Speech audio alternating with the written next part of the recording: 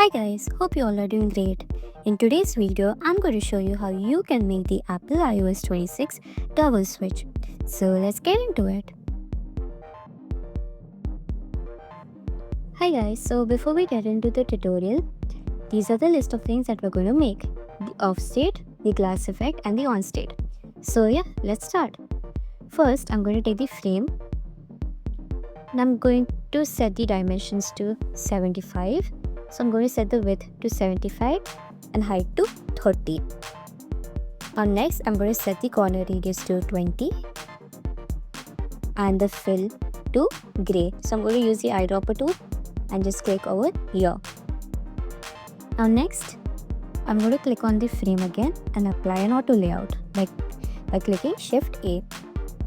Now next, I'm going to press the Alt button and I'm going to create a copy of the first frame. So now this, I'm going to set the dimensions to 37 and the height to 26. And I'll set the fill to white. So now next what I'm going to do is I'm going to take the second frame and place it on top of the first frame. I'm now then going to click on this button, the Ignore Auto Layout option. So now I'm going to go to our first frame again and set the dimensions to what it was originally, which was 75, the width to 75 and height to 30. Just like that. And now I'm going to take the second frame again and align it properly. So yeah, just like that. So now this is our off state. So now I'm going to take this frame and I'm going to apply another auto layout. So then when we, why am I doing this? Because once we create the glass effect, we can easily place it on top of this frame. Now next we create the glass effect. I'm going to take my frame again and I'll give it the dimensions of width 46 and height 36. Yeah, just like that. And I'll give it a corner radius of 20 and I'll set the fill to white at 5%, just like this. Now next I'm going to go to stroke. I'll set the weight to 0.25. I want my stroke to be really thin, so this is why I'm doing this. I'll set the position to inside itself, and now next I'll go to the strokes fill, go to gradient, set it at linear, and I'm going to set the second color to white. So now my first color will be black, my second to white, and I'll set both of it at 35%. And now I'll align the gradient over here and this one over here. The reason why I'm doing this is because I want this region of the stroke to be a little black and this over here to be white. So yeah, just like that. So now next what I'm going to do is I'm going to go to effects and I'm going to go to background blur and set the blur to 1. You can set it to what you feel is right, but for now I'm going to set it at 1. Next I'm going to go to inner shadow and I'm going to set the X position to 2 and the Y to 4. I'm going to set the blur to 5 and the color to 25% itself. Next, I'm going to go to drop shadow, set the X to 0, Y to 2, the blur I'm going to set it at 5 and the color at 25%, and I'm going to keep it at black only. Next, I'm going to go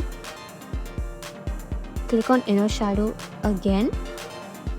This time, so I don't know if you guys have noticed, but the Apple's glass effect, which is on top of the toggle, it has a certain tint to it, which is placed over here. It's a very minimalistic look, but it looks really nice, so that's what I'm going to mimic. I'm going to set the X position to -1 and Y to -1 again. I'll set the blur to 5 and I'm going to set the color to purple. You can give whatever color you want.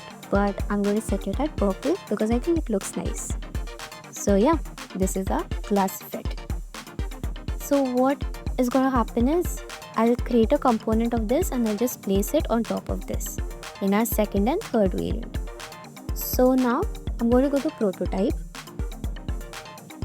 I'm going to create a component first and I'll create another variant. For this variant, I'm going to take a copy of the glass effect and I'll place it on top of this. So I'm just going to go to ignore auto layout again, and I will position this properly, just like that. Yep, just like that. Next, I'm going to create another variant. This time it will be a part of our on state. So what I'm going to do is I'm going to shift this towards the right,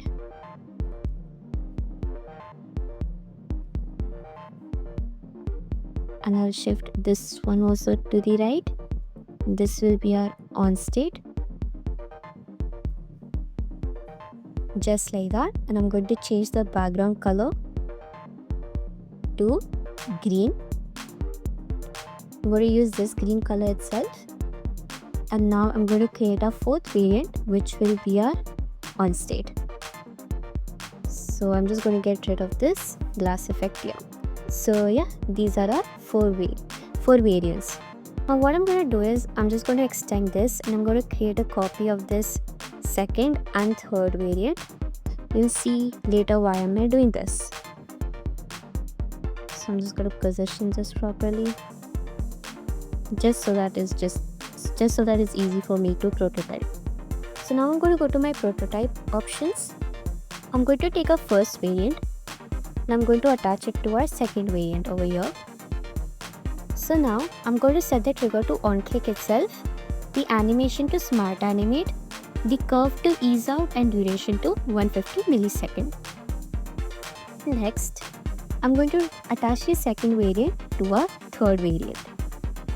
I'm going to set the trigger to after delay and set the delay to 15 milliseconds and set the animation just like before to smart animate, ease out, and 150 millisecond. I'm going to do the same thing. I'm going to attach the third variant to our fourth variant, set the trigger to after delay and our delay to 15 milliseconds. So what this is going to do is, so once we click on our first variant, it will get pressed. It will show us the glass effect, move towards the right, and then show the on state to us. Now, this is why I created a copy, because I cannot apply two of the same triggers to the same variant. So that's why I created a copy of these variants, so that I can go from the on state to the off state over here. So I'm going to do the exact same thing. Over here, I'm going to set the trigger to on click and set the animation curve and duration to smart animate, ease out, and 150 millisecond. Set the trigger to after delay to 15 milliseconds, and the animation is going to be the same. And now from our second to first, after delay and 15 milliseconds, just like that. So yeah, this was our prototype. I'm now going to test this out. I'm going to take a copy of this. I'll run this now.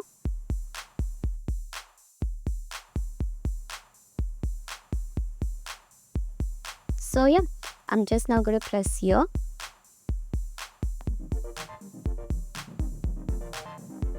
As you can see, the glass, as soon as I press over here, it shows the glass effect, slides to the left, and then shows our off state, just like that. This is how you create the Apple's iOS 26 toggle by just showing the glass effect on top of it.